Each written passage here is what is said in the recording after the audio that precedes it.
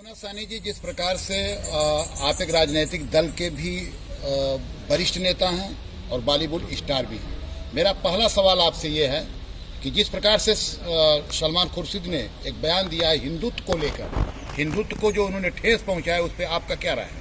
देखिए, सलमान खुर्शीद साहब जो किताब लिखे हैं और हिंदुत्व पे उन्होंने सवाल उठाया है कि हिंदुत्व जो है वो आतंकवाद है, वो बहुत ही गलत सवाल उठाया उन्होंने।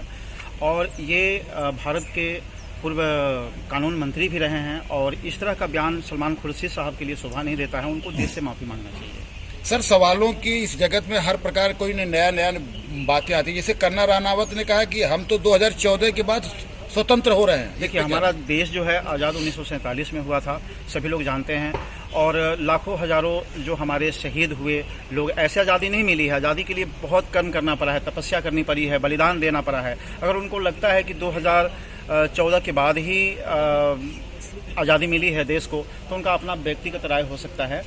लेकिन क्या आप इसको शहीदों का अपमान मानते हैं? बिल्कुल, शहीदों का अपमान मानते हैं और इनको इसके लिए देश से माफ़ी मांगना चाहिए। हालांकि उन्होंने अभी कहा है, अभी जो बयान उनका आ रहा है उसके अनुसार कि भाई कोई ये बता दे कि 1947 में कौन सा युद्ध लड़ा गया तो मैं अपना पद्मश्री भी वापस कर दूंगा। आपकी कोई प्रतिक्रिया इस बात को? देखिए, उनकी अपनी व्यक्तिगत राय है और मैं उसमें टिप्पा टिप्पणी नहीं कर सकता। उन्होंने अगर ये है कि 2014 में उनके समझ से अगर देश आज़ाद हुआ है तो उनकी अपनी सोच हो सकती है या अज्ञानता कह सकते हैं इसको। मतलब आप मानेंगे कि अज्ञानता है? बिल्कुल मानेंगे, क्योंकि ऐसा उनको मतलब आप उनके बयान से पूरी तरह असहमत हैं? व्यक्तिगत जी हाँ, व्यक्तिगत ही राय है, बट उससे सहमत नहीं है। चूंकि देश आज़ाद हमारा 1947 में हुआ, उसके बाद संविधान लागू हुआ और उस संविधान के तहत हम लोग चलते हैं और हमारा संविधान चलता है और देश चलता है। शराबबंदी के बाद आखिर फिर जब शराब है ही नहीं तो फिर लोग मरते कैसे हैं पी के?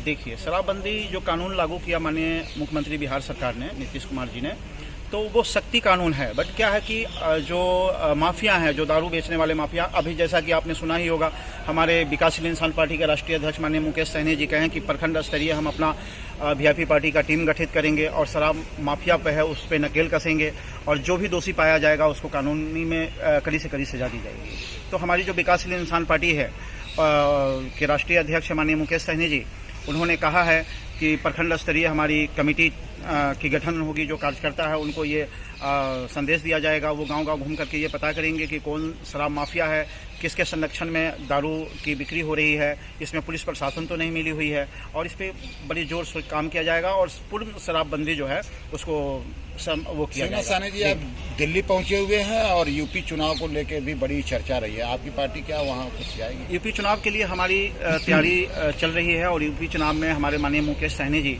जो विकासशील इंसान पार्टी के राष्ट्रीय अध्यक्ष हैं, वो काफ़ी जोर पे काम कर रहे हैं। उनका दौरा चल रहा है, अभी कमेटी की गठन हो रही है, निषाद समाज को इकट्ठा किया जा रहा है। दूसरी बात है कि 165 सीटों पे चुनाव लड़ेंगे और 15% जो वोट है हमारा निषाद समाज का, वहाँ जो 165 सीट पे तय करती है कि हम चुनाव जीत सकते हैं, तो उनको चिन्हित करके और चुनाव हम लोग लड़ते हैं। सभी देख लीजिए राज्यों में, दिल्ली में हो, झारखंड में हो, उड़ीसा में हो, सभी राज्यों में निषाद समाज को आरक्षण दिया गया है, जबकि यूपी में आरक्षण नहीं दिया गया है, बिहार में आरक्षण नहीं दिया गया। तो हमारी जो मांग है, हमारी जो लड़ाई है सरकार से, वो आरक्षण की मांग है।